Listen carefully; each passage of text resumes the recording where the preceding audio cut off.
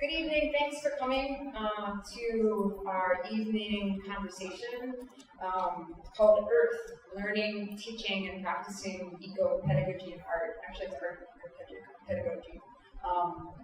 But those are really the two topics that we're hoping to have a conversation around tonight. And, hopefully we'll have some more people join us over the evening, but really, our attempt tonight is to, not just introduce the panelists here, but is to really create a conversation with the audience involved as well. So, with that, my name is Hart-Mann, and I'm an assistant professor in art and ecology and director of the Land Arts American West program here at UNM in the art department. So before I introduce the panelists, I'd like to pause and acknowledge right here, where we are as being a central tenet in this conversation and to expand the frame of teacher, learner, and practitioner of ecopedagogy. The land, people, and more than human relations, past, present, and future, of here and the surrounding area are very much a part of this gathering, as are those from the places where you come. I would like to acknowledge the First Nations people of these lands, the Kiri-speaking Pueblo people, who have been here for thousands of years and continue to live here and practice what it means to be in relation to place. I would also like to acknowledge the teachers and practitioners who relate through other forms of ecological being and communication, and who have been central to my role as a forever student of the animal world. The plants, animals, insects, soils, waters, clouds, mountains, and all those I can name and those I cannot. I would also like to thank my colleagues and partners here at UNM and beyond for inspiring this conversation, and more importantly, putting this conversation into praxis as an experimental framework for not only art and the Anthropocene, but life woven into the very thread of existence which binds us to one another in the earth. Thanks go out to the faculty, students, alumni, Atlantic Foundation, all who make Land Arts the American West possible, art and ecology faculty and students, UNM Sustainability Program, and the UNM Art Museum. I would also like to thank you, the audience, for joining us this evening and bringing your questions, ideas, and insights to this conversation. And I think right now, too, is the perfect opportunity to kind of convene in this space with Nina Elder's Deep Time Lab, which I think also very much is a part of this conversation. I would like to take a brief survey of our audience here tonight. So if you could raise your hand and keep it raised. Maybe if you fit multiple roles, raise multiple hands. So how many of you are students here? I'm going there. And how many of you are teachers? And how many of you are artists? I'm going to have to lift that last part up there. All right. So I would like to acknowledge all of you and the courage you bring to this work today. For I believe this is one of the most important actions we can take in this era of ecological crisis. We all need to be students, teachers, and practitioners of new forms of care, commitment and responsibility, resistance, resilience, and producers to deal with the environmental and social justice tragedy of now. So I would like us all to consider, respect, and respond to the diversity of views, contributions, and innovation present in this room. And I ask each of you to bring something to this conversation tonight. Unlike most presentations or panel discussions where the audience is kind of a passive receiver of knowledge, I would like to propose kind of the opposite, or kind of a mix-up for this gathering. So that each of you, as contributors to this, are diverse, active, and creative knowledge producers. And each of you has the capacity to instigate radical shifts through your own lived experience, creative moxie, and critical inquiry. So, something that struck me today, and I didn't really think about it, is, to even ask ourselves, like, what is pedagogy? So thanks, Nina, we were talking earlier, like, what does that even mean? And so in the most basic terms, I would define that as sort of the methods and practice of teaching, which is that's a common definition. But I would like to also expand that frame, because I think learning is also central to pedagogy. It's not just about teaching, it's about learning as well. And sometimes we forget that. So on top of that, then, what is eco-pedagogy, and what is our conversation about this evening? So just to give you a brief kind of historical background on eco-pedagogy, its approach to education cultivated by leftist educators in Central and South America, including Paulo Freire, Moacir Gadotti, and Leonardo Boff, that seeks to upend oppressive forms of power, exploitation, and extraction through popular education, social, ecological, and climate justice, planetary citizenship, and care.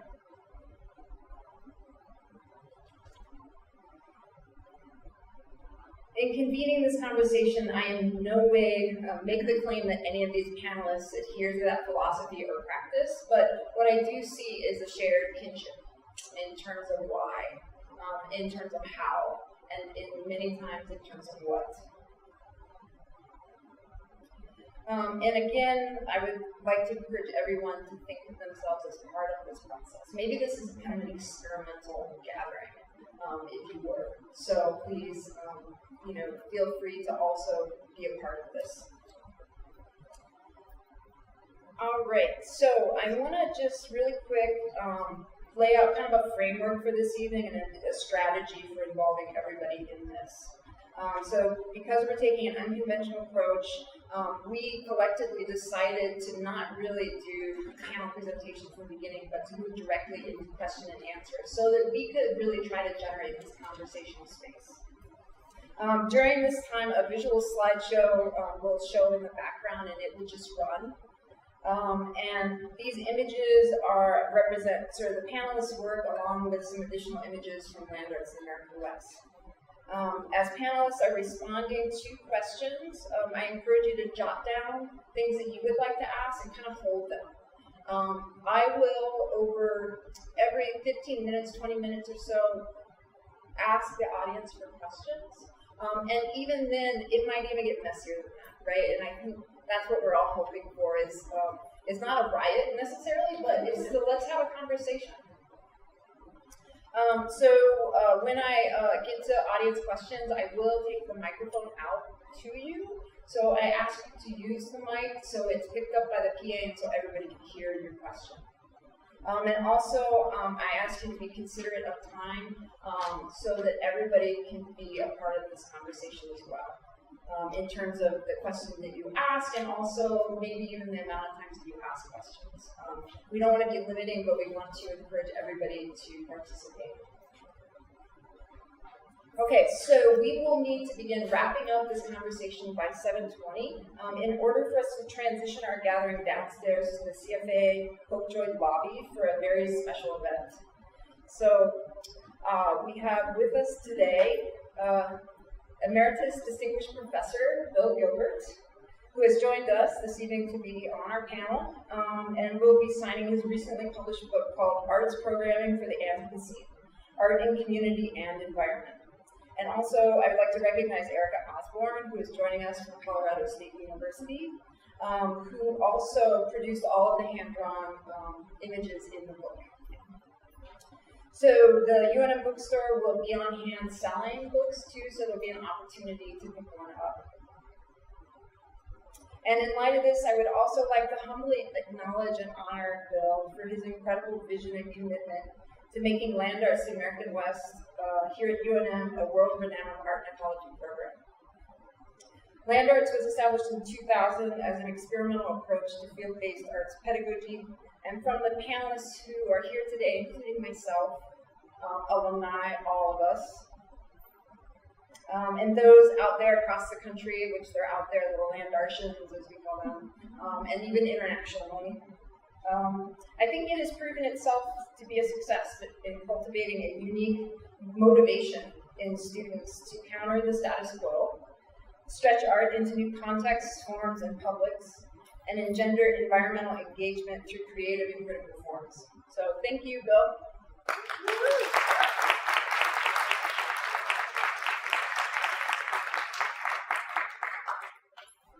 All right, so let me introduce the panelists, and I'll begin with Bill. And I'm going to just provide you with a brief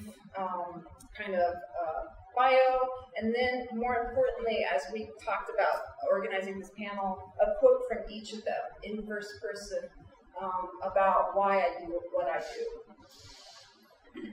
So Bill Gilbert completed his undergraduate work in studio art at Swarthmore College and Pitzer College. He received his MFA from the University of Montana in 1978. He is Emeritus Distinguished Professor of Art and Ecology and was also the Lannan Endowed Chair in Land Arts in American West. Gilbert created the Land Arts program at UNM and also co-founded Art and Ecology in the Department of Art. In 2012, he received a 5-year grant from Andrew W. Mellon Foundation to form the Land Arts Mobile Research Center and served as its director. He held the position of Associate Dean of the College of Fine Arts from 2009 to 2011 and as Acting Dean of the College in 2012. Why I do what I do. I am interested in developing a true connection to environmental and social place. Erika Osborne. Erika Osborne currently teaches at Colorado State University, where she is faculty scholar and previous resident fellow for the School of Global Environmental Sustainability. In the Department of Art and Art History, Erika teaches environmentally driven interdisciplinary courses such as Art and Environment and Cultural Extraction, Energy in the Humanities, both courses having a significant field component. Before teaching at CSU, Erika ran field-based programs at West Virginia University and University of New Mexico. Those courses include Place Appalachia, Wilderness Studio, and Land Arts in the American West. Why I do what I do. I consider teaching a form of activism. I truly believe that art, in all of its forms, can shift the cultural tide towards a more sustainable future. Although the tide might change slowly, it usually changes permanently. David Naranjo. David is an educator and researcher in art education. 2 years ago, he finished a doctoral study to implement environmental art in secondary schools in the Spanish curriculum. Currently, he is studying the Land Arts program from the student's perspective to investigate how its methodology responds to current issues in higher education. He also teaches elementary art in the Rio Rancho public schools. Why I do what I do. I do this because I believe in the power of art and education together to transform individuals and society. Kaitlin Bryson. Kaitlin Bryson is an artist, researcher, and educator working in the field of art and ecology. She makes multimedia and multisensory artwork centered on ecological stewardship and social and environmental justice. Most recently, she has been collaborating and working very closely with artist Hollis Moore, also a Land Arts alumni, on a project in, I'm going to get this wrong, Siddhanagar? Okay, here. Siddhanagar. Thanks. Nepal. For this project, they worked with faculty and students from the Pradhaman Nima College on multiple projects that engaged with remediation of the sacred Danda River and empowerment through citizen science.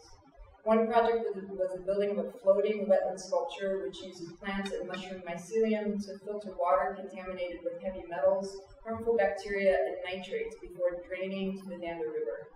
Other facets of this project included installing 3 sculptural monitoring sites on campus along with corresponding curriculum the students will continue to interact with to collect long-term ecological data. Student participation is a vital and integral component of the work and is truly what fills it in and makes it whole. Students take on the role of citizen researcher, artist, and observer, facilitating an embodied and hands-on learning practice while engaging within place in a more nuanced way. Over time, the data and samples collected and recorded by the students will provide a clearer understanding of the effects of climate change in Nepal.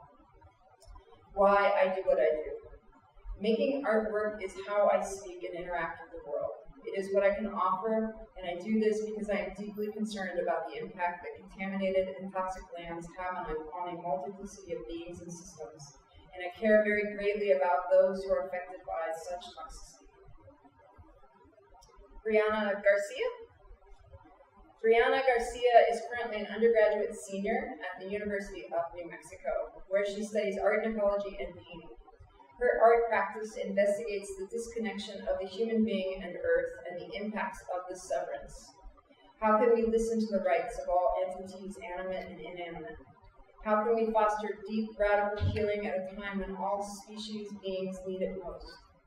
She explores patterns in ecosystems that she interprets as language in order to inform her hard listening work. So at this point, what I'd like to do is kind of hand it over to Brionna to kick this off, and to describe in greater detail why this work is so important to you and what's at stake. Thanks, Jen. I feel very humbled to be here, so thanks for listening. So thinking about this question, I had probably like 10 different answers that I wrote about frequently, but I want to just let it all out. So, bottom line, why is this important? Because any bit and all kinds of earth are home to all of us, to so many different species, to so many different beings that many people wouldn't consider alive, such as rivers, mountains, the ocean. Protecting these is what calls me. I think it's what calls a lot of the people in this room.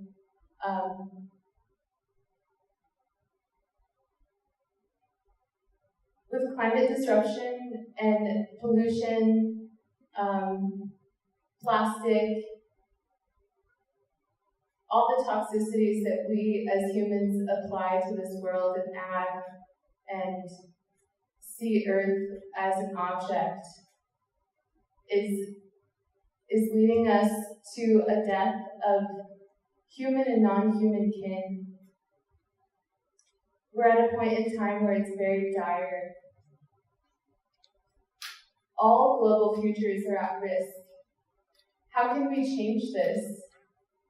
How can you live each day in this cognitive dissonance, and how much longer is this going to last? Every day when I have to get into my car to drive, I have an intense feeling of this cognitive dissonance. I have to get to work in order to feed myself, but at the same time, I'm contributing to indigenous people's lands being fracked and massive oil wells being inserted to on top of their sacred spaces. And then I think about all of the creatures it affects that are not just human. What about bees trying to find their way back to their hive while a fracking well is disrupting their own vibrations that they use to find their way back home? How is water affected? And what are the long-term effects? These things have only been around for a couple decades, and it continues to get worse. So we need a radical change now.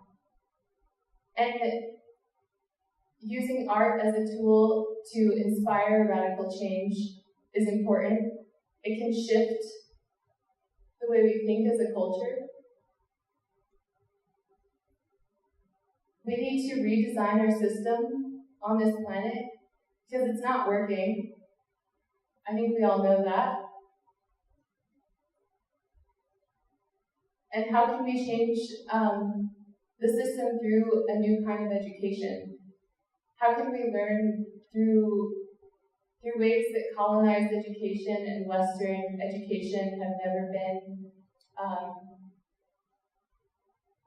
have never thought as seriously as standardized test scores or something like that. How do we revitalize indigenous knowledge? How do we learn from non-human kin? And how can this inspire change for everyone's future?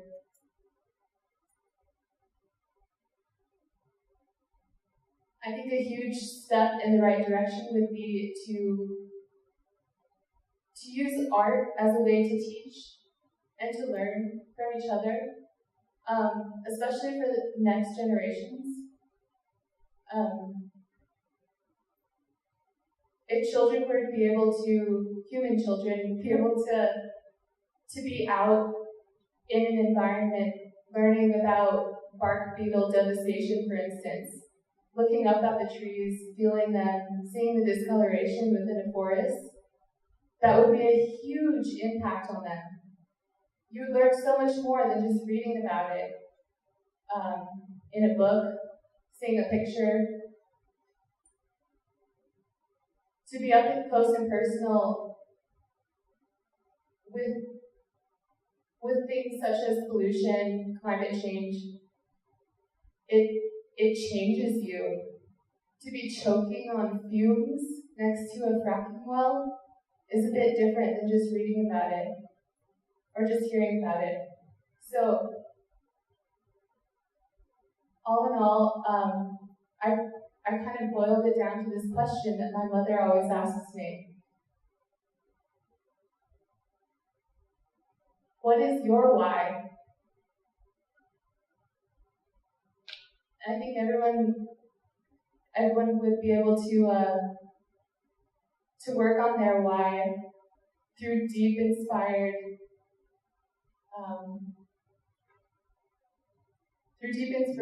from each other. And something that we can revisit later on during the Q&A part is something I'd like to ask you all.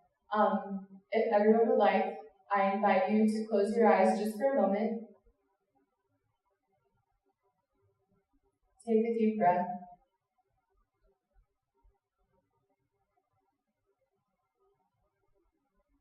How do you envision the future? And what does it look like?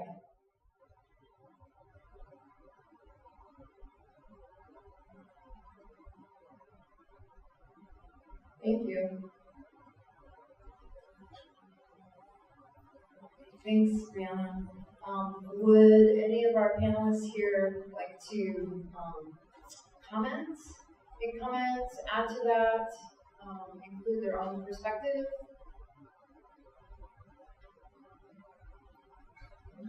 No. Erika? I could.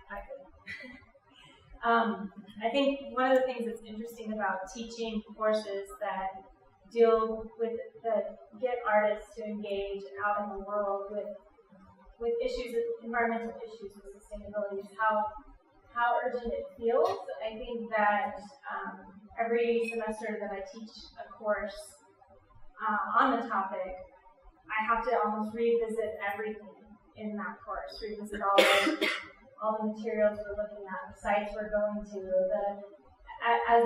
as these issues play out. So I think, that urgency on your end as a student, I feel that too on my end as a professor. And how do you engage all of the complexity of all of this? And it's an interesting place to play, and I think a lot of us are grappling with that in the different work that we're doing. So. Thanks, Erika. And so I think that also raises a question, and maybe Gabi, in terms of thinking about like art education and the work that you've done as a researcher in secondary education in Spain, and then now being, a teacher here in the Rio Rancho public schools. What have you kind of learned from those very different experiences of being sort of a researcher on one end and learning about it and kind of dreaming about the ideals of what we could be doing in education, and then finding yourself in the midst of a public school system that's probably very different than those ideals? my problem was that I came and I did the land arts program, which is pretty amazing to get that done. And so when I went back, you studied all the history of education, how to implement activities, environmental processes, and then you get into the school, and then you have a few limitations. And for example, if you work in collaborative activities, and then you really need to assess students individually, how do you do that? Also, how do you take students out of the classroom where they can really have an opportunity to make an impact in their community? So those are a couple of things that I learned regarding. Great, thanks. And just a reminder too, your mic is kind of tipped down, so you might want to just make sure it's tipped up and talking right into it, just so everybody can hear. And I just want to make sure, did everybody hear David? Great. And I think that maybe as a follow-up question to David, you can answer this for me, is in terms of the ideal. Like, what does the ideal situation look like in terms of the possibilities of an experimental, like art, environmental art, educational platform in secondary public education? For me, the idea is the possibility to develop all the skills that you can develop by doing contemporary environmental art. So very important skills that are difficult to develop with any other type of art. Active citizenship, not to have limitations for that, to be outside, collaborative work, learning to learn. So if you don't have any limitations for that, which secondary and elementary and university everywhere is kind of difficult, except for a few examples. So that would be very good. Okay, thanks, David. And at this point too, I would like to ask, are there any questions from the audience? Yes. Sorry. Yeah, I forgot about that part. Yeah. Let me see if I can figure out how to get a little. Okay, at least I have the mic off. Hello. It seemed like Brionna was touching a little bit on capitalism, also in what she was saying. And I was wondering if the panel would like to unpack that a little bit, because as artists, we can't really pretend that we're not culpable in this situation. If you sell a piece to the J.P. Morgan collection, where did they get that money from? Keystone Pipeline. And how we are creating capital basically for the 1%. And that there is a direct correlation between how large the gap between the lower class and the upper class is, and how well the art market is doing. So, I don't know, it just seems really hard to negotiate that when you're concerned with the environment, but also concerned with the personal practice. Thank you.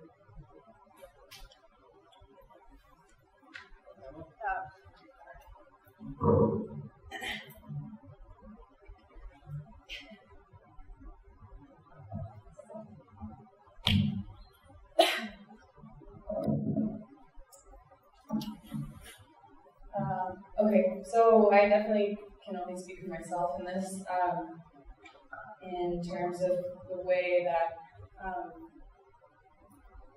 I mean, well, first of all, like, I don't think that any of us are really outside of that system. It's sort of impossible to be able to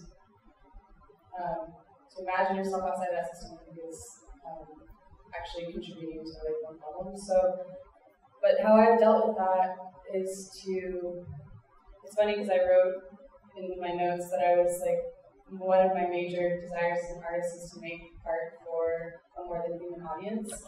And so things that are consumable, not by humans, but by other species. So I hope to make art that essentially feeds other life forms. And that's, it's really challenging. I mean, the way that I've gotten funding for those things is through just applying for grants, and that work doesn't sell and doesn't really go anywhere outside of the ground.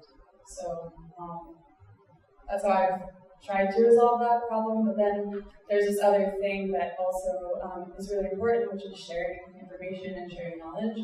And so then the other component of what I've done is showing work inside in gallery spaces that hopes to provide some sort of like educational component as to what's happening in the work that I do sort of outside. And that work also, it's not, I don't know, often it's not really sellable either, but it's more about like spreading information. But sometimes I'm genuinely stoked when I sell something too. You know, like that's also great. So there's always, I don't know, I feel like as human beings living on the planet, we're always like full of contradiction, and but that's just part of who we are. So.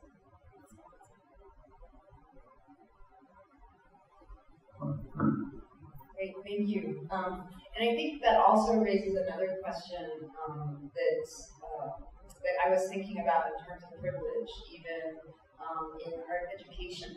You know, that I think we know that from inside UNM art, and probably from our colleagues across institutions, you know, around the world, is that, you know, the arts are in some ways considered to be a privileged position to be in terms of even, you know, learning art. Taking the time to do that when maybe your family's pressuring you to do something else. And so, you know, some of that I think has to do with privilege, which also ties deeply into environmental and social justice issues. And the other thing I think that was kind of touched upon by Kaitlin is like, how do we value as a society? How do we value, you know, as an institution, things that maybe don't fit within the rubric of consumer capitalism? So with that being said, I'm going to again return to the panelists in terms of their comments on those questions or thoughts.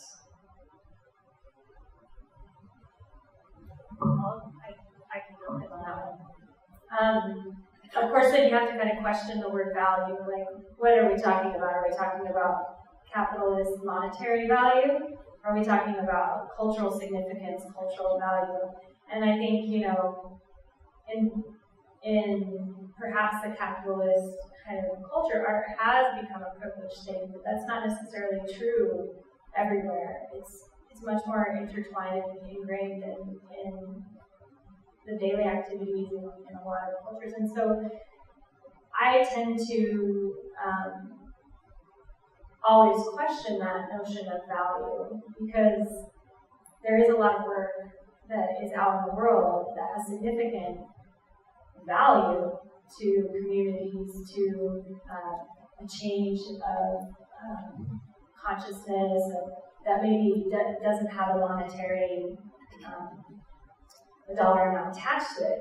On the flip of that, I think that like any really healthy ecosystem is one that has a lot of diversity built into it. And so I don't necessarily think that the monetary value capitalist selling in a gallery to support your work or your family is necessarily a bad thing. I think it should be a question on in terms of where you place that value, but especially regarding environmental issues, environmental concerns, in a certain sense, I think the more types of work, the more types of audiences, the more shifts of environment of value, the better. If we really want to kind of solicit change on a larger scale or shift culture on a larger scale, and that can happen there anyway from the JP Morgan all the way, you know, down too. So that's my opinion, but others might disagree. Yeah, I'd like to jump in, and I'm kind of synthesizing a couple of things that colleagues have already said. it seems to be one of the things that we're trained to do at universities is to be critical, and that's a useful skill. It also can be something that gets in our way. And the idea that making art is a privilege in this society is something that all of us artists should fight back against. It's not a privilege. Maybe going on your yacht to the islands is a privilege, but to start taking ourselves apart and our practice apart as being privileged rather than something that we do because we love it and we care about it and we do it regardless. What's the Gillian Wells line? We're going to do it anyway, even if it doesn't pay. That's where we're coming from. So I think we have a tendency to take ourselves apart sometimes in ways that aren't. Really, we should all be supporting each other in making art. And we do that knowing that, as Kaitlin pointed out, that there really isn't an alternative on this planet right now to this capitalist thing. And so we're all negotiating from a position in opposition. And that's something that takes real creativity to do and maintain your dignity in this world.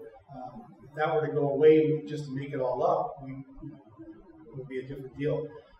So I totally agree with you. The 1% that are making big bucks, they're not artists in my mind. That's a whole other deal. But how it is that we support ourselves, we have to find a way to do it where we can juggle these various things. And so if you have to sell some work to survive, you shouldn't get beat over the head for being a capitalist. If you take a job teaching at a university or going to school at a university, how corrupt are we? Well, we're kind of corrupt, but we're not. So anyway, I guess what I'm trying to say is that sometimes I think we look more on the negative side rather than think it takes a lot of work to be an artist in this society, and we should support each other in that rather than criticize each other. Thanks. And I think in regards to that too, is maybe we can even kind of shift this conversation a little bit back to thinking about art as it sort of is alive in other ways, which is about how we value it and how we kind of weave it into our lives. So with that, I introduced Kaitlin and talked a little bit about what she's been working on right now, but I would love it if Kaitlin could talk about what it means to be a teacher, right, in ecopedagogy as an artist. That maybe being an artist and making art isn't always about making things to sell to the 1%. Maybe it's about something else. So.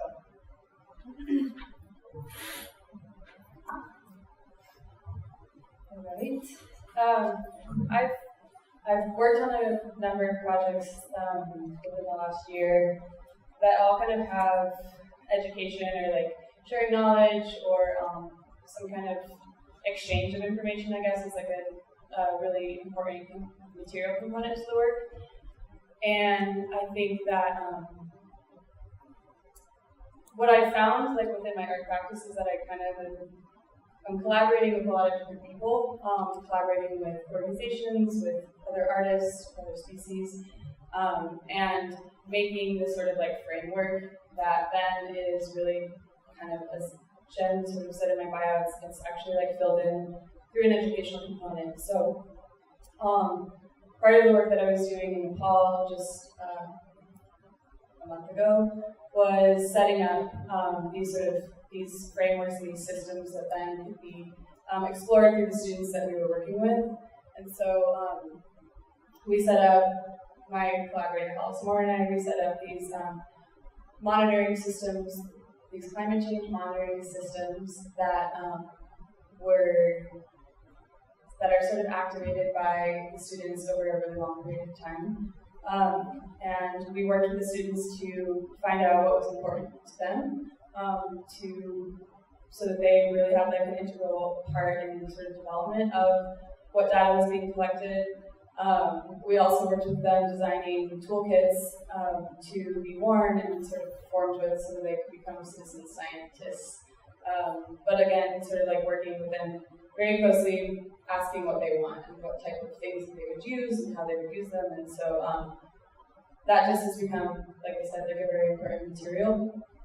Part of all of that too, with another project that I did for my graduate thesis work, was hosting workshops that were just a way of sharing information about bioremediation and kind of these do-it-yourself or do-it-together methods of kind of allowing or creating space for radical change through coming together and just like sharing the knowledge that we have. And so I've kind of found that like setting up these environments is really an important place for the educational component to come in, which to me is actually just like really what the work is about.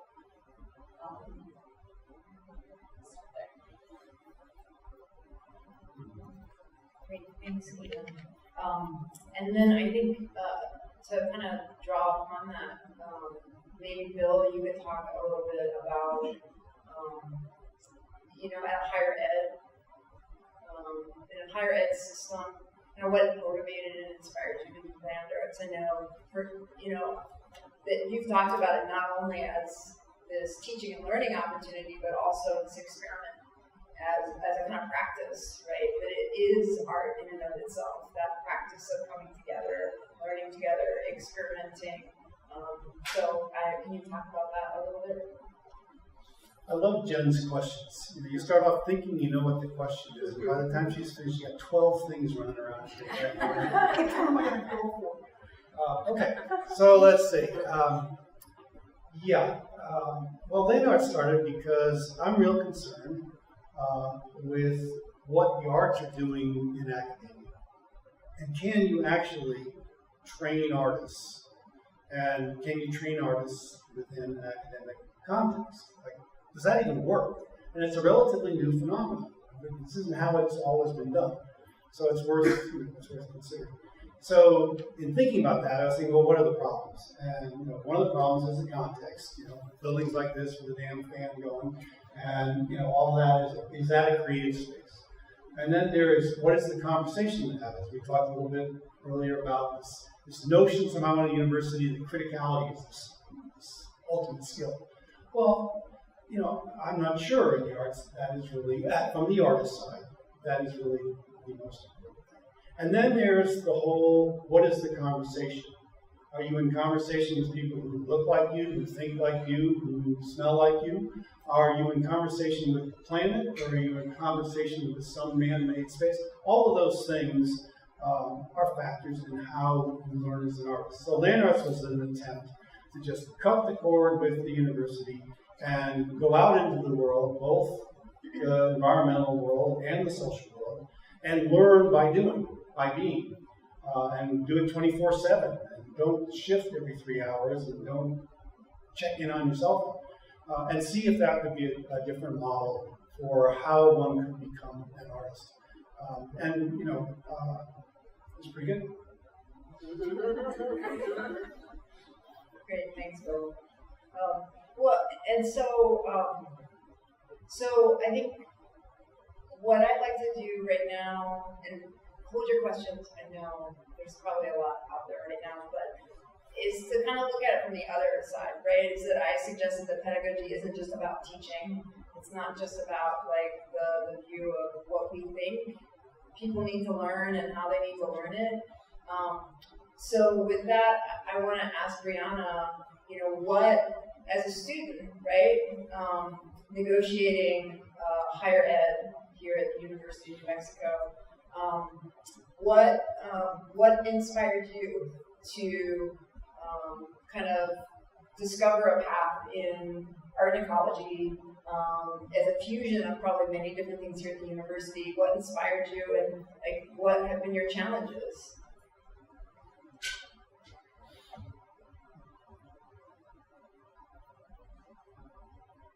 I guess I would say I grew up always being in mountains, and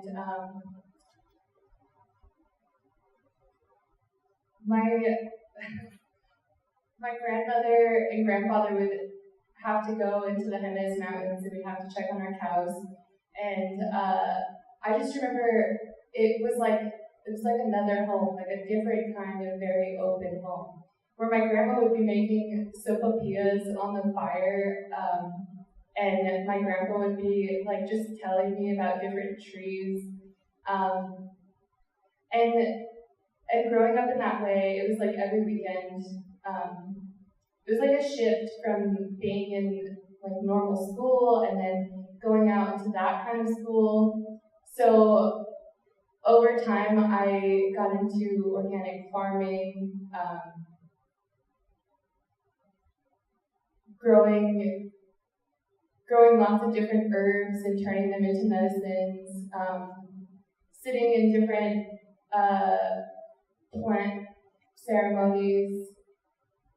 So I started to develop a relationship with Earth where I could feel Earth as a living being, and that it started changing my whole life. I started seeing cities for what they were. I started seeing overconsumption, objectification, all of these different things. So when I finally decided to go back to school after traveling and being in Southeast Asia and just following my wild little heart, I started looking and becoming curious with ways where I could combine being with Earth, creating, and still learning at the same time. And it just so happens that UNM has an art and ecology program that I just kept wedging my way into, and I took land arts not really fully understanding what I would even get out of it, because it was about the process and just like opening my heart and understanding, but it was 100 times more than what I could have expected. I guess the difficulty with it was, as an artist, you feel something and you want to share this expression to promote or evoke that same feeling within another being. And on land arts, it was taking in so many different layers and so many things at once. So it was difficult to figure out how and what would become the artistic practice and the process, which I find to be the juiciness and the best part, as opposed to like the end result or the product. So the difficult part would be just figuring out exactly how to carry on this feeling, and is it going to be effective? Is it going to fail? Will people even know what the heck I'm talking about? Yeah. Okay, thanks, Brianna. So I am going to ask the audience if anybody has any questions. So I love what Bill was just saying about cutting the string with the institution, breaking away from the university, and I think there's a lot of field work or field schools that attempt to kind of do that, getting students outside of the classroom, and then teach students to kind of approach their work in the world in this way, and they want to go out and do it, and in the process they create institutions, whether it be residency programs or their work has to take on some kind of institutional form in order to sustain itself, to get funding. And I guess I'm wondering two things, like, is pedagogy an art form? Is eco-pedagogy an art form in itself? And how dependent is it on an institution? And can it exist outside of that? We talked a little bit about capitalism, but I'm thinking more about educational institutions and universities and funding structures. Can I just do the first part of that? Because Jen asked it earlier, and yeah, I think it is an art form. And I think that we have a very limited notion of art forms that goes back to our notion of commodities. And so I would say that the biggest challenge that I faced in all the time running land arts is that when I went to people who are outside of teaching, they didn't consider land arts in any way to be a conceptual art piece or whatever. They couldn't in any way conceive of what I was doing as a conceptual experiment in art. They just couldn't get it that way. And it's because, academic stuff is this, it goes to a gallery that sells this, that. And so I think that's something that I absolutely saw it that way. Eric and I have seen it that way. Jen sees it that way. I mean, it's a creative experiment that goes on, otherwise it dies. And hopefully that keeps it from having the problems that institutions have over time where they calcify. And so it's not that institutions themselves are bad, but they tend to do that. And so what you're describing, which is maybe creating new institutions, is an art form. And hybridizing, I think, too, is part of that. Creating features, because I think they're because of sort of the relevance of the institution in our world and society, it can be a place to collect or gather or come together because it's almost a given. So sometimes I think that idea of hybridizing from there is worth exploring, and seeing what you can pull from the institution and what you can cut away. And can I ask this question of everybody here? Can any of you think of other sort of art and eco-pedagogy projects that have not been institutionalized in some way, shape, or form, either through institutional education or through organizational institutions?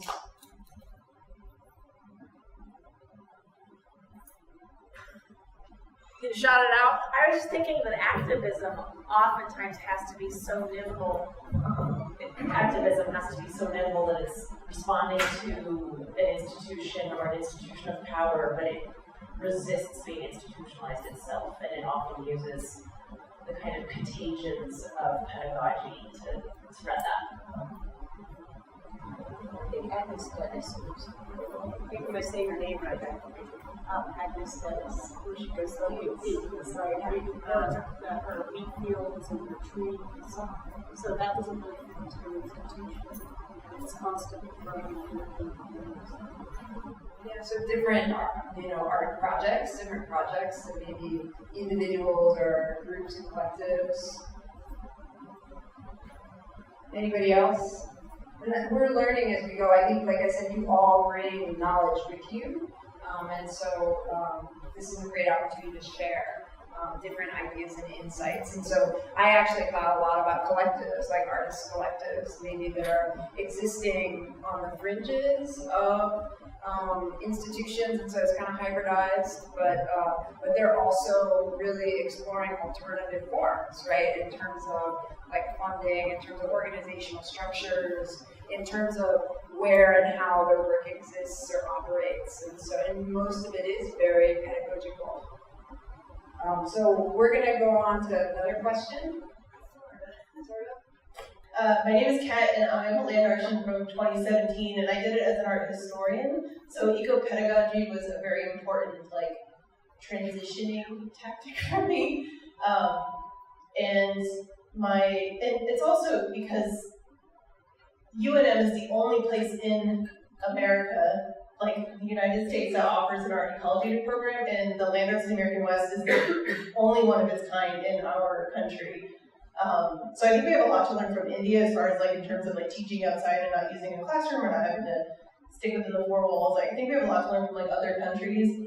But as somebody who personally benefited greatly from leaving an art history classroom and going into the field and doing field work and then having to prove to everybody else that I was doing something productive out there, I don't have personal criticisms for it, but I have had to address criticisms, and I figured here with so many land art alumni people that maybe if somebody does have a response to it, but the idea that land arts is especially for my particular group is very Anglo, and I'm very Anglo, is a cultural safari, and then you basically spend all your time at Walmart dumping all this money into Walmart, into supplies, and so many like North Face logos, and like I dumped so much money at REI, it just felt kind of disgusting, and I had this kind of like slutty feeling afterwards. So the criticism was like, it's a cultural safari, and what you're out there doing is just learning that we consume too much and we have too much stuff. So then you come back and then you have to produce stuff for land because they're the ones that give us money for it, which we're grateful for. But the idea that we are a product and consumers, and we also have to produce something, and that's something that I had to respond to, and I have my own personal responses to it, and I was a little defensive at first, but I was just wondering if anybody on the panel or here could respond to that. I think it's a little too related to the capitalist question, but it doesn't have to be, because these criticisms are kind of directed at land arts directly, but it's also the only example we have of this type of programming, so. Yeah, and I also think, not that I don't want to change that question, but I also think it's open to possibly other panelists from the institutions that they had to negotiate with as well in situations which may or may not have been similar. So I think we should start. You have a lot to say about this. I know. Well, all right, I'll just start. That's bullshit. You know? No, there's truth to it, and you know, I think that one of the things that anything that you do comes up in a larger cultural context. And let's face it, the environmental movement in the United States has been a white trip. And so that is baggage. And I think, you know, when we first went out, we had people who'd never been to REI and they've managed to survive out there. You know, like, that's a choice. And that gets into the privilege and all those questions. So, fair enough. But I think the bigger one is that there was sort of this notion in my time of the nature-culture divide, and the environment was this thing that you went to the wilderness to experience, and it was like the environmental zoo, the wilderness, had this separate. And we're really past that. And I think that land arts has really evolved to be both, to have a social justice component and an environmental component. And it doesn't need to be, you know, when we first went out, about half the students I took didn't know a pinon from a juniper. And I mean, that's really serious. So there was ground that needed to be covered there in the environmental sense, in establishing a real relationship rather than an abstract relationship with the world at large. And it's important work, and whether people were white, brown, red, green, or yellow wasn't the point.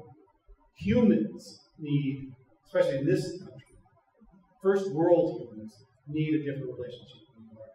So you know, I think that there's truth to that on a certain level, but I don't think it's really the central point.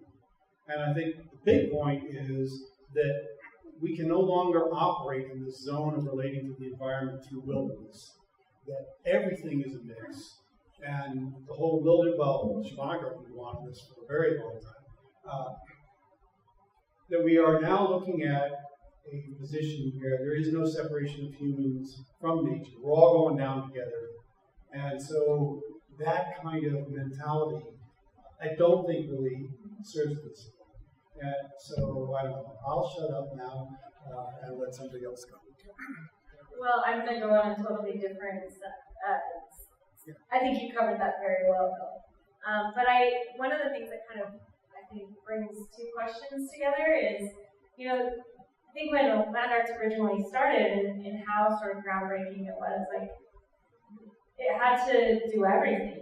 I mean, you had, when we were running, it was like, we had, and it's probably still true, all your own supplies, vans, everything was sort of run from the land arts center. Well, one of the advantages of working within an institution can be sort of this, you know, we talk about institutions as shared knowledge, but it's also like shared stuff.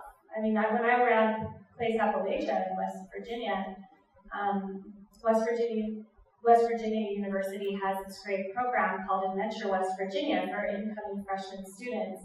And that program, all freshmen have to take a 101 class, and this 101 class actually happens the summer before they go to school. and they can pick between a variety of trips out into the West Virginia. They cover content from the course, kind of the how-tos in college, but around campfires or on the river. So Adventure West Virginia had this great resource of gear, for one thing, and I think one of the lovely things about my experience there was that the students didn't have to buy all of that stuff. This was an advantage of being at the institution that I was at. I was able to take all the Place Appalachia students on overnight canoe trips. We backpacked into wilderness areas and stayed. We had food and materials for the front country and the back country. We had vans. We had everything that we needed, and the students didn't pay for it. They had their own. They were able to check out sleeping bags, tents, everything that we needed. And so that was in terms of the benefit of an institution in this case, really cut down on that sort of consumptive mark, I guess you could say. But I do think Bill's right. I think that we're making decisions every day, and we're engaging with the environment every day in every moment. And so trying to break down some of those kind of hardline definitions is also a really good thing to keep in mind, because we do go to Walmart and we do go to the Leonard's is a good balance of that, I think, too. Sometimes you're in one place and sometimes you're in a farm, harvesting your own vegetables, right? So there's a certain amount of flow, and I think we do that in the world that we're in anyhow.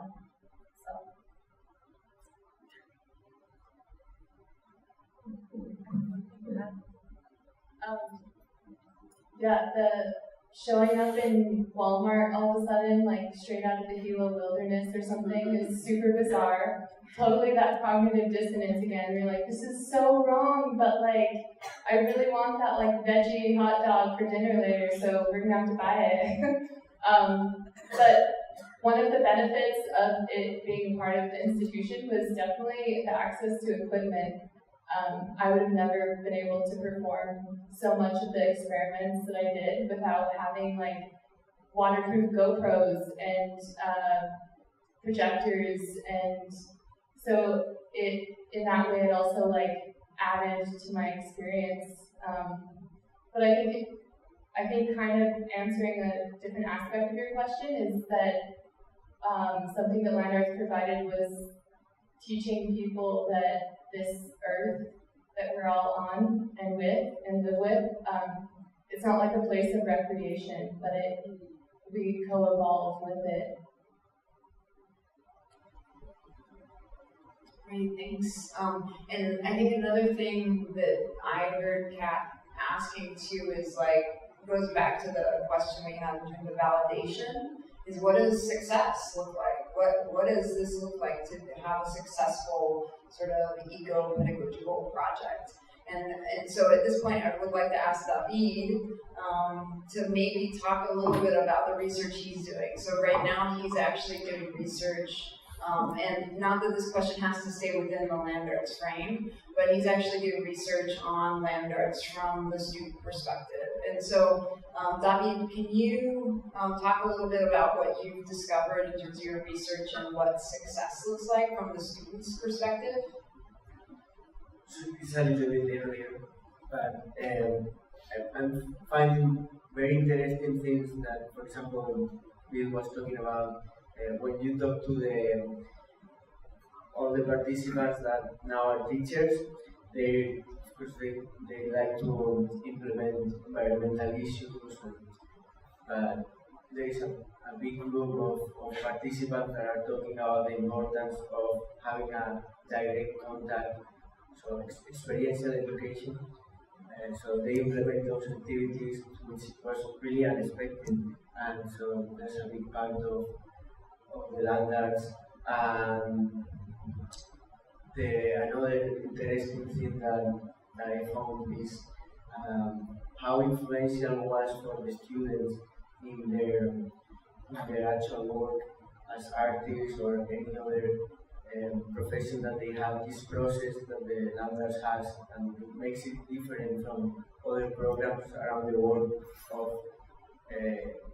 independent work sites, investigative sites, and collaborative engagement, and how kind of like find inspiration to reproduce those during their professional times now.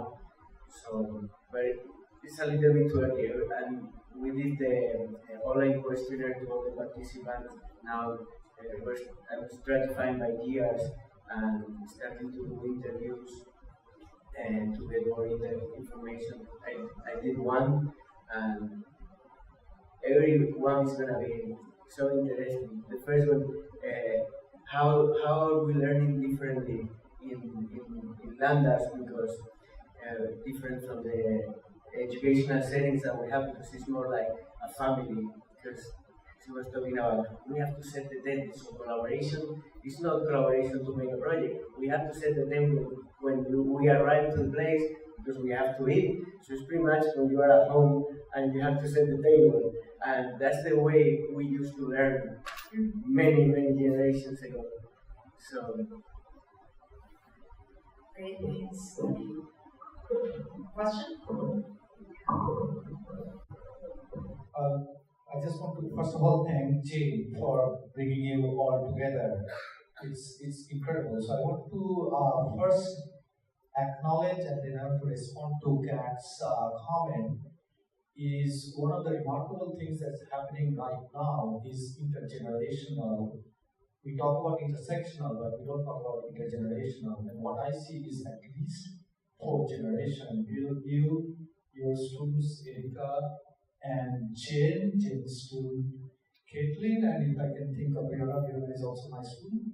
It's like 4 generations sitting right here, building a community. So I want to just get back to Kat's comment that now we all know that we are all implicated.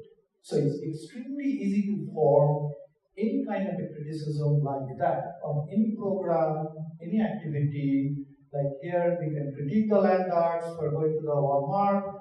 I am myself going to the Native American and Indigenous Studies Association annual conference in New Zealand. Hundreds of indigenous people all over the world will be flying 5 seas and getting out there. It's easy to critique this. So there is a op-ed that George Monbiot just wrote like 3 or 4 days ago. Really interesting one. And it opens with the same frame that if you're talking about climate mitigation or what have you, we're not going to take you seriously if you're flying and this and that and other things.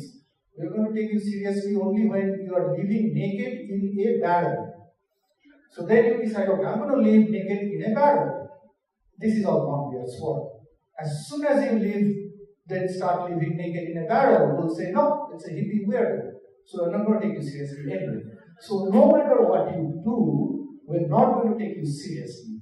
So that it comes back to the point of building of a community.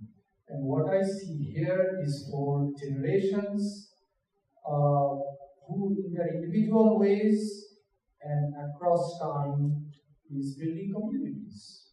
So on that note, I would like to at least have either ask a question or engage in a conversation, because Bill, you, Erika, David, Jane pretty much know each other, but just a conversation between you and Brionna. The reason I bring that up was when you started the program, you had a set of ideas, the time was different. The precarity of our time that Brionna is dealing with, which she beautifully addressed at the very beginning, is quite different 20 years later. So just maybe some conversation between you two might be. Well, it's absolutely right. We don't know each other. We met at 7 a.m. on my birthday on the telephone. That was our first encounter. And you're absolutely right. The land arts program that Jen's running today is very different from what we were running when we started. And I think that's the point about keeping something experimental so that you can respond. I mean, things are changing really quickly. That's a run of, what is it? It's almost 20 years. And you could take another 20-year period in history and not find radical change. Things are going really quickly, so the distance between us across this 20 years is probably more significant than there was. That's projection. So yes, I think that's true. Now, how we turn this into a conversation between the two of us is the next problem. Do you want to tell me about your year and I'll tell you about mine? Can I make a proposal? Maybe maybe it's not such a great proposal, but I was thinking about maybe even what your expectations were, right? Because we're going back to like this idea of success, that you both have very different expectations and outcomes, probably from your intention and your action, your praxis, right? And so maybe that would be a great place to start. Okay, so I could do that, and I could sort of describe what we thought we were doing in 2000, and you could just respond to just how completely lame that is in 2019.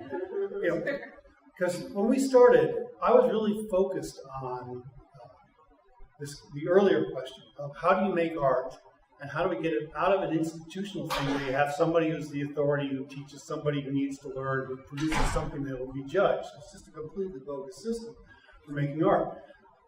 So that was the mindset. And it was really about creating a way to have direct encounters, unfiltered encounters, unstructured encounters for young artists with the world that they live in.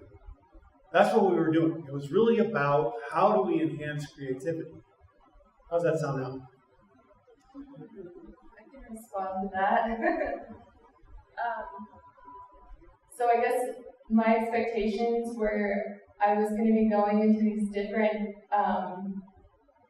areas and different ecosystems, and was basically going to be like chilling and painting all day or something like that, or somehow responding to what I was experiencing.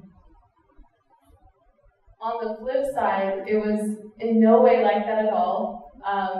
There was constant learning from the partners that were involved in projects we did, like the zines or the borderland restorations, where we are planting little baby agaves for the bat species whose main food it was.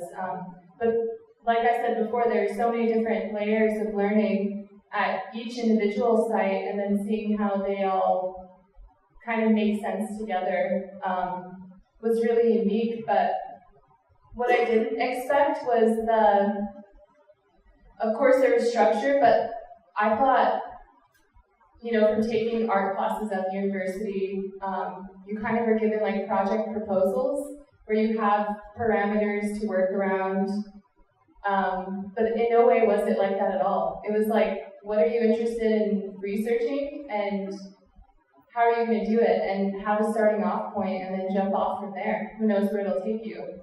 And the way Jen and Ryan conducted everything was incredible. It was super non-hierarchical. It was very, it was helpful, but like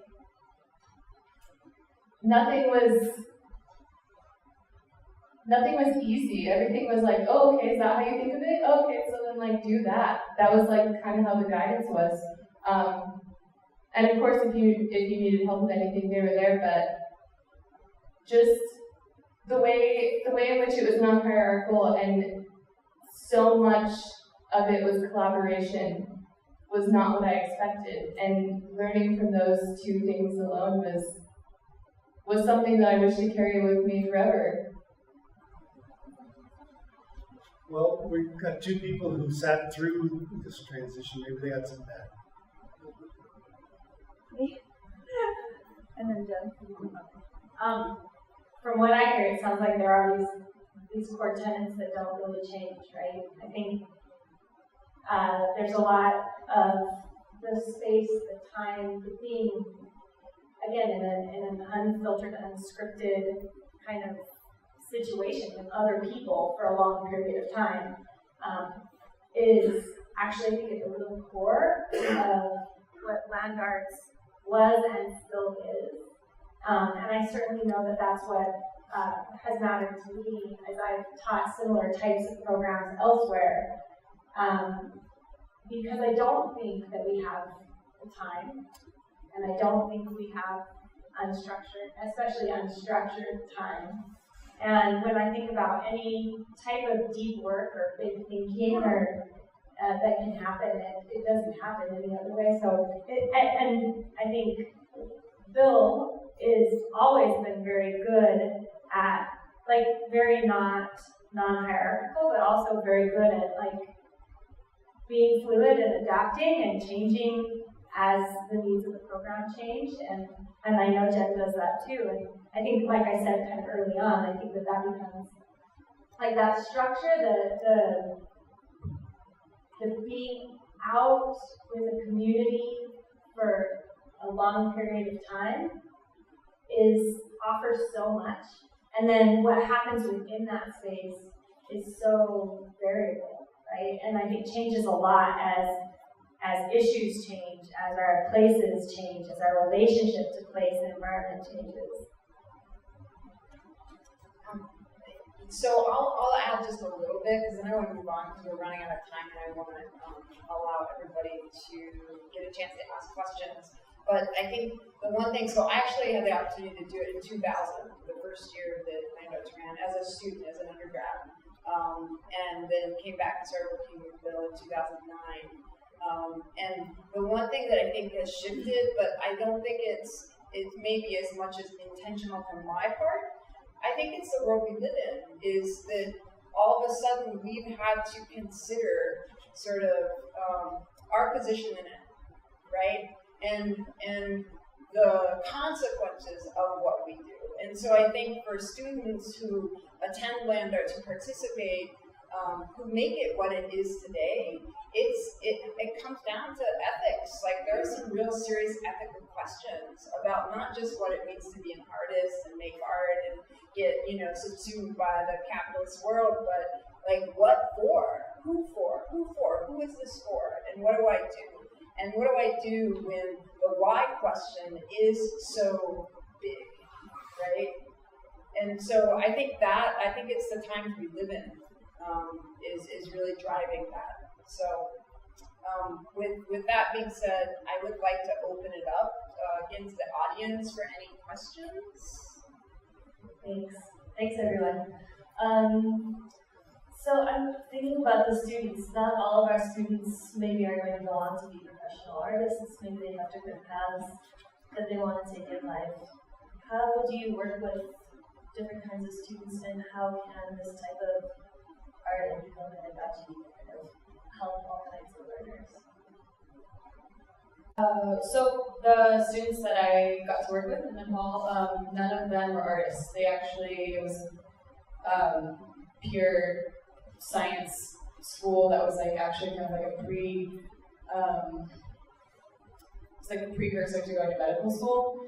And they were very uninterested in art at first, and then I think that the way that Hollis and I were able to sort of mitigate that or get them interested was like literally just by talking to them about like asking them questions about what they wanted to learn or what they're interested in, what they were actually just like learning in school, and then thinking about ways that we could, again, like set up environments where we could kind of just play together and have these opportunities for just sharing like our experiences, and then making things, and we were making like crochet sculptures, we were planting a bunch of stuff, so there were so many different material components that actually piqued certain students' interests that then like allowed to open up a dialogue that then there was this unfolding kind of process of, I guess, ecopedagogy.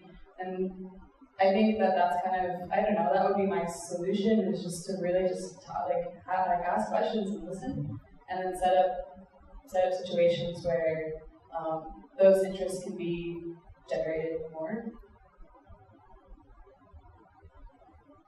When this panel got started, Jen suggested the title of ecopedagogy. I really had no clue what that meant.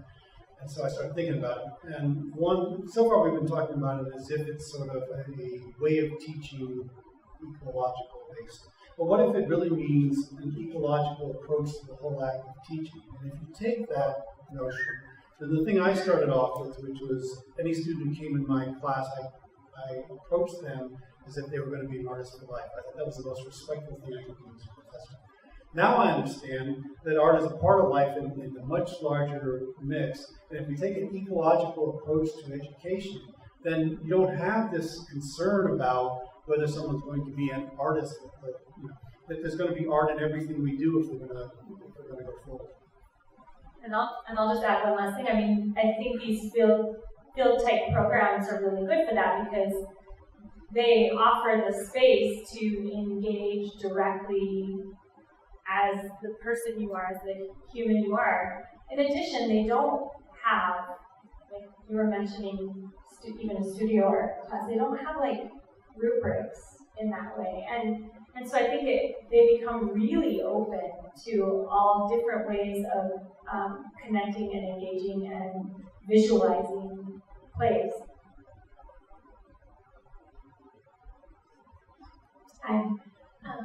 I was struck by Erika talking about time and the space that it takes to experience what you experience at Land Arts. And one of my favorite quotes is, like, art is a long investigation in the unruliness of the senses, and I think that may have been Rambo, but I'm not sure. And so, like, as a practitioner and as a former student, like, the things that you're working on in a semester, like things that you've experienced at a residency, can really multiply over many, many, many years. And like environment, art is, you are immersed in what you're thinking about or what you've experienced. And so I'm curious, like, how you talk to your students about that. Like, yes, there's a finite end to the program, to the experience, but like, the reverberations that carry forward might not have anything to do with the kind of work that you end up making. Yeah, it's interesting. I don't even think you need to talk to them about it. I think it just happens. And because these types of programs are so different from how the K through 12 system works, how most academic university-based educations work, I don't know anyone that has either participated in land arts in my time or before, nor in any of the programs that I've taught, Place Appalachia or Northern Studio even, that art environment, that haven't, I could talk to them 10 years later and it's still reverberating. So it's an interesting thing because I don't even really talk about it. It just seems like it's a natural part of that experience. I find that the communities stay together or stay in contact and in some senses really stay together and continue to fuel each other through time. But I certainly see this, one of the images that came up with some of my slides is an artist who went on to be really a passionate activist because of some of the content of the Place Appalachia course, and and continues to be, right? So I think and maybe part of it is the time in life one is participating in these programs, but it seems as if it's an automatic. And I think that's just because it stands in such stark contrast to how we normally operate in the world, even outside of school, right? I mean, I think I'm a mother, 2 kids, I teach, I work, I try to exercise, I've got my garden going, and try to be a painter, and everything operates in these 1 to 3 hour windows, and you just don't get that kind of time. And so I think it resonates, right? Like you say, it reverberates in all sorts of ways. And so it's fun to see that unravel, but I haven't had to talk much about it with the students. So have you found anything? This is just a quick sharing something that just happened. is going back to Brionna's very early question to us. How do you imagine the future? Which is, your mother asked you, or something like that, right? Or somehow, like, whatever, imagining the future. So something that has just happened, which is this very question was being asked with around the Green Deal. It's a problem in and of itself. But anyway, this question was asked, so how do you imagine the future? And who was it asked to then respond? Was the collaboration happened really incredible. The artist is Molly Crabapple, of course a New Yorker, famous artist, and so on and so forth, an activist. Molly Crabapple did all the drawings, and Alexandria Ocasio-Cortez did the voiceover. And it was written and directed by between the husband-wife, Naomi Klein, and Harvey Lewis team. And that was, I think, released like 2 days ago or something like that, and overnight it had more than 4 million views. I operate as far away from the mainstream as possible, and we work with periphery, but this was an incredible example to see that the artist was asked to imagine the future and how it is resonating with the public. So I've been working with a lot of students this semester, very few of whom actually are artists, but trying to engage these principles of like network thinking, and I'd say it's similar to what Bill was saying about this kind of ecological approach to how you think about society and the role of teaching in that. And something that's been really hard for me, I don't want to end on a challenging note, but almost every student I'm working with is saying that they have a way of performing in the classroom and performing for their professors and performing in what they think the professional path is going to be that has a certain form of futurism. And when I talk to them, because I'm not a professor, I'm not evaluating them, I can't give them grades, I've had so many tearful conversations, heart-wrenching, horrible conversations about the dystopia that we're facing, and it's so challenging for me. So I'm curious, when you're spending a long time with people, the emotional realm, the real human nature of being a human in an ecological setting, you can't avoid that. You can't have your pretend self and your internal self. It starts to seep out. And so I just would love to hear you all talk about how we can have more emotional spaces in classrooms, how we can have more spiritual spaces in classrooms, because I'm seeing an absolute desperate need for it. Okay, all right. Well, running any kind of field program, like everything just gets peeled away, so we deal with all emotions, and I think that's good. I think, it provides, we don't engage people besides maybe our families on that kind of long-term, very real, in that long-term, very real way. But I think in the classroom is something a little bit different, right? So if you're running a 3-hour studio 2 days a week, and these difficult conversations come up, I recently had a conversation about this in relationship to activism and relationship to your role as a teacher in this space, and I don't know. I mean, I think you have to. I think there's a lot of people afraid of it, and I think that's more of a problem, right? I think as opposed to sort of embracing it as it comes up and trying to create the space for it, and that sometimes means stopping what you're doing.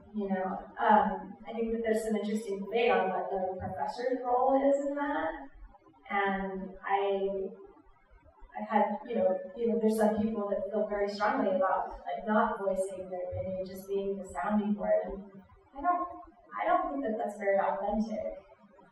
Especially if you're looking to kind of create community or a less hierarchical kind of situation. And so I think that it's important to create the space for it. And I think in art type classes there is space, whereas I think in other 50-minute seminars with 1,000 people there aren't.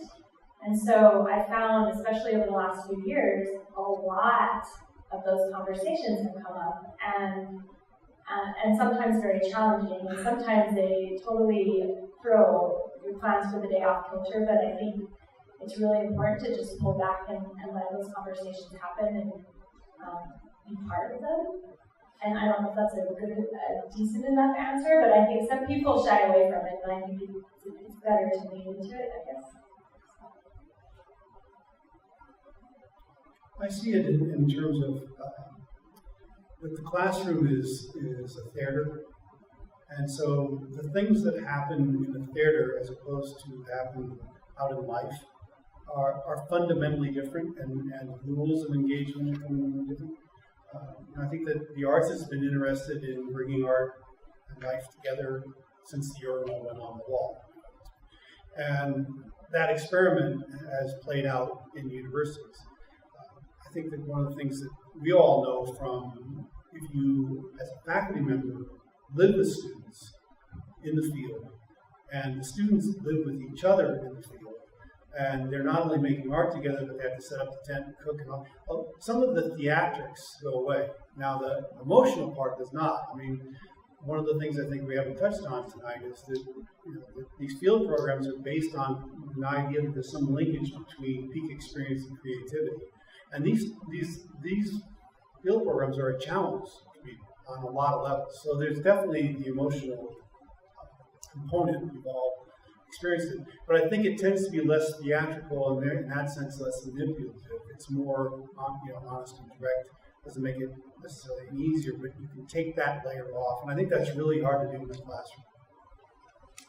Although I think we're having more peak experiences in the classroom, and not necessarily in the way like these long-term creative experiments, but I think peak, like real issues that are very on in people's minds, very catastrophic at the moment or whatever it might be. So that's interesting because it changes. I think it throws the conversation into the mix in a more authentic way than the theatrics. It seems like the situations that are wanting to be discussed about environment, about race and gender and gun violence and these things that are playing out on our campuses, for example, create this real peak intensity that I think I've seen in my classroom sheds.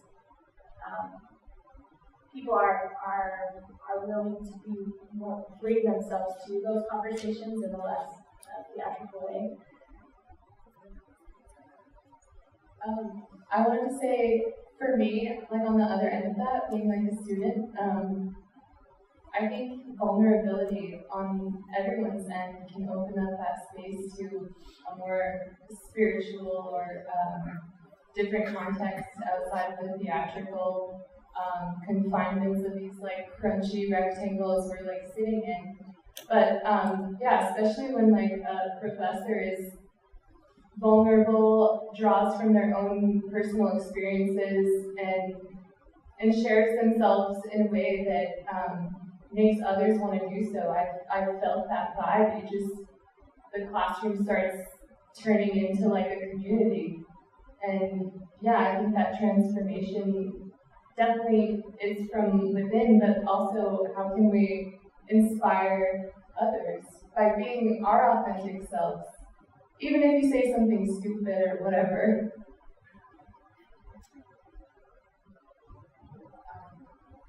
Great. Well, so we're almost ready to wrap up, but before we do, I think that last question was really great as a kind of closing to leave us all kind of thinking about what we need to do in our classrooms, in our lives, within an institution, outside of the institution.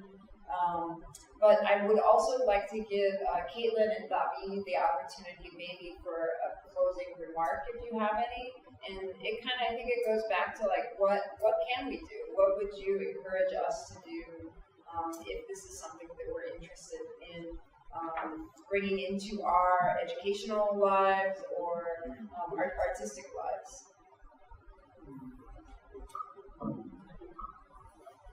I think we want to implement activities. The environmental art, it has a very long history, and by looking at the processes of the artists, pretty much have an option in wherever you live to find an issue in your community and start a conversation in the classroom to find creative solutions and try to make meaningful activities for students who are going to have an impact in their community, so they kind of create that path to they feel integrated and have a positive force in their community.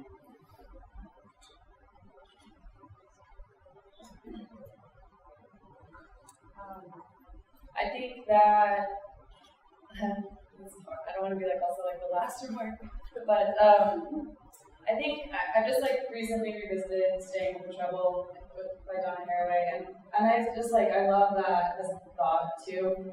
I think that's really what we need to do, is that we just need to stay within the trouble of these times and boldly face them, and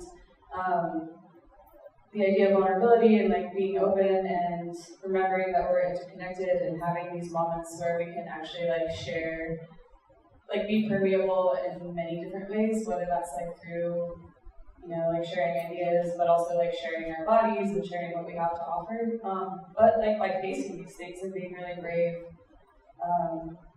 because it is really hard and it's very sad and tragic, and having these moments in the classroom where it's very difficult, our students are facing these challenges, and because we're realizing all this stuff, I just think that it's important to not back down and to continue to offer what we can and share knowledge.